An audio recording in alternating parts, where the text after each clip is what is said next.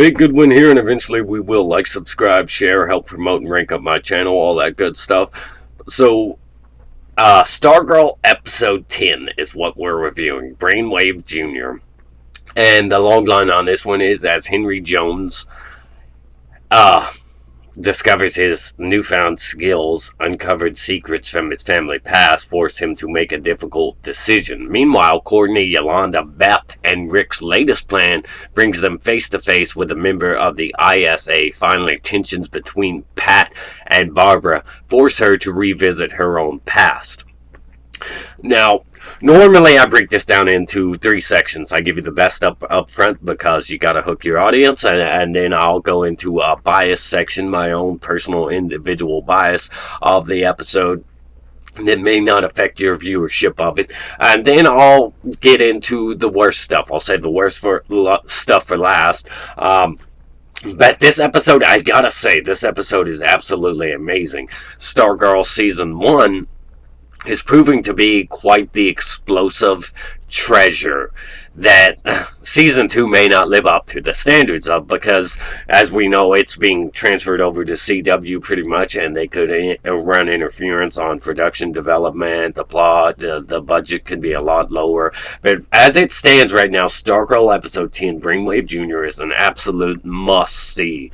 This show is living up to Daredevil's status in terms of storytelling and effect. Yes, it's not. This one's more family friendly, more family oriented, and more grounded in those kind of traditional values, which is pretty damn refreshing in my own opinion. But this episode is just full of this episode is masterfully written. This is masterful storytelling when it comes down to it. You have all these tensions amplified and all these different elements, character arcs, playing off each other, bouncing off each other, and it's just meshed so well together that it is startling.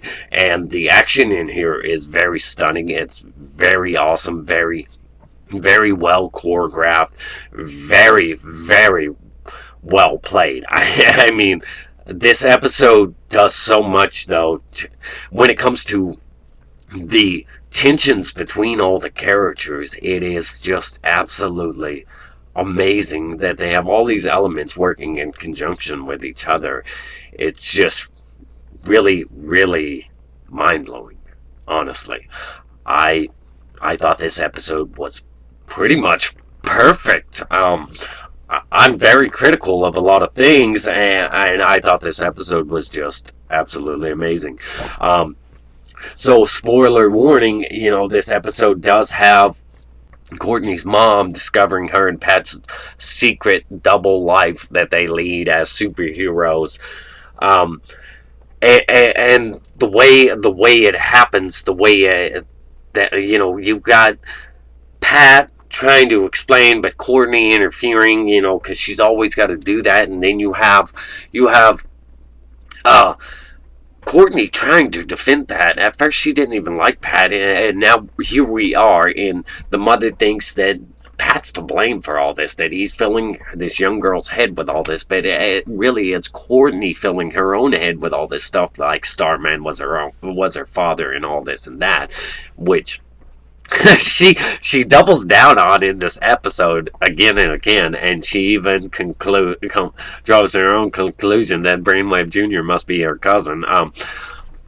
And that happens later in the episode, but to have her defending Pat and trying to point how good of a guy he's been, how he's been doing this right, that was really amazing. To have Pat have to face the seriousness that this marriage might be over, and to have Mike stand his ground, Pat's son stand with him, and try to find out what's going on and try to reason with Courtney, and seeing how Courtney reacts to that, and just all these elements, like when they bring in Brainwave Jr. and Yolanda is having the new JSA that Courtney recruited is having to deal with her wanting to bring Brainwave Jr. in, and it ruining Yolanda and Courtney's friendship, and and them being forced to work together because they have this past and they have this conflict, and it just makes the tensions absolutely great. You combine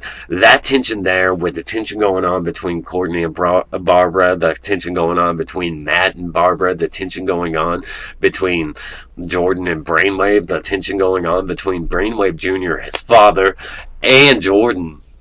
All these elements, and Brainwave Jr. looking into his father's past, trying to figure out what happened to his mom, coming to the conclusion that Jordan Icicle must be responsible for it, and to have Brainwave not wake up from his coma, not remembering the past like 10 years or something. All these work so well together, even and all the characters stayed really true to who they are over the course of this. You have Pat trying to be the best guy he can be and do the right thing, even at his own cost, his own interest. He has to put the safety of Courtney and Barbara above his own. And you have, Courtney still being reckless, still trying to do this, still trying to go in with a half a plan, or not even really a plan, and it gets them involved in this really dangerous situation where Courtney doesn't even have her staff, and Beth's tech isn't working. They're underground, so that you got the team at half their power. And then you have this rogue element, this rogue unknown element, Brainwave Jr., who you don't know which side, when it comes down to it, which side he's going to stand with. You have them going into this secret underground layer of the villains, trying to figure, doing this and splitting up on top of that. Courtney made some very reckless decisions in this one, but the action was top notch and incredibly spectacular. It really... I do have to say, I kept saying, come on, man, free the staff. Get the staff. Bet the fighting.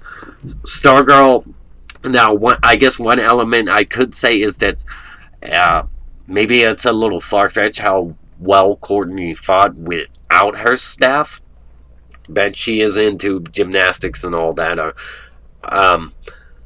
However, she fought very well for somebody that may not have that much training. I will say that without the staff, because the cosmic staff really is her power punch. But this episode it did drama. It amplified tensions. It did romance in an adorable way too, with Barbara and Pat first meeting and the banana split situation. Two people having the same order, and then there only being one banana split left. That was pretty cool in its own right. Now, I like the cafe scene, the setting, the sets on this show, the family values, the traditional stuff, the classic feel of everything. It's so incredible. It really is. I can't praise this show enough for the thing it's doing, and it seems like it just gets better and better every episode. The past 2 or 3 episodes have really amazed me. I was a little touch and go there early in. Early on, the show is great, but it does have a lot of things you can question, a lot of elements, a lot of scenes, but it just gets better and better as it goes. And now that we're here in episode 10, this is really a must-see episode. Even if you're questioning about getting into the series, you need to just go for it. It really is not like the CW Arrowverse stuff. It really is not.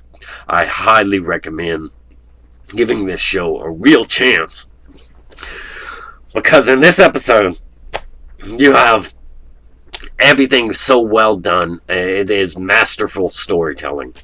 The drama, the romance, the romantic element, even though it's very light, there's a really well done romantic element in there. There's the drama, the high stakes, the action. The action is awesome. There's a little bit of comedy in there too, and that stuff's pretty funny, such as when Dragon King's face is revealed and Yolanda and Courtney scream.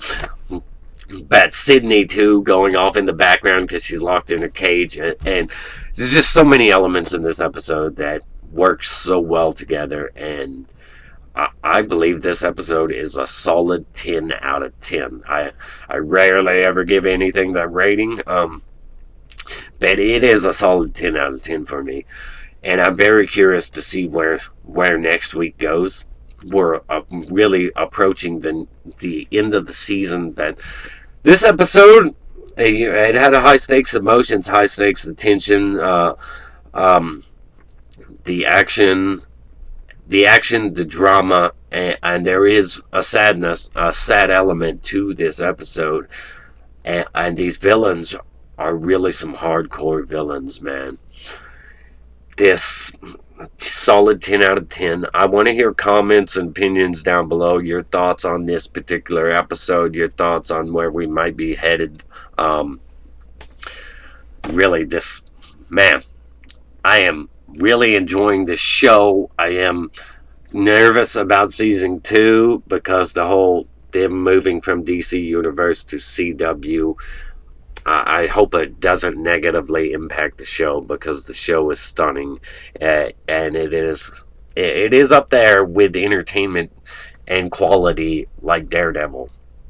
Even though it is very different in tone, it is up there with Daredevil and in terms of storytelling and the quality of production and acting and the way they just masterfully tell certain stories.